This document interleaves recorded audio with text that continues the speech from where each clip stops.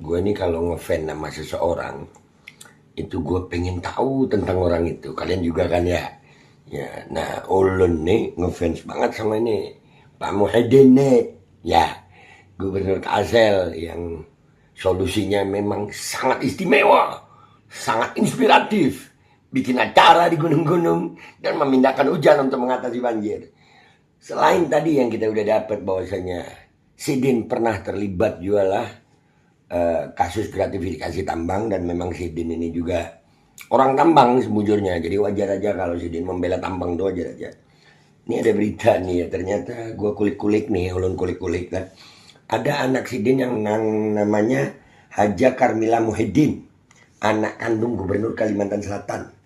Itu ditunjuk sebagai komisaris non independen Bank Kalsel. Bank Kalsel itu BUMD, Badan Usaha Milik Daerah, dibiayai dan diawasi negara atau daerah. Ya kan, jadi wah kerajaan keren ya. Selain itu, ya selain Haja Karmila nih, ya ada lagi yang namanya Rahma, ya. Rahma siapa ini ya namanya? Bentar. Ada satu lagi pokoknya Rahma, ini fotonya ada. Rahma Hayati kah? Ya itu juga jadi punya jabatan strategis kalau nggak salah di RSUD ya. Wah keren ya Bang Muhyiddin ya. Selain belajar avatar rupanya orang tambang, anak-anaknya dikasih posisi strategis.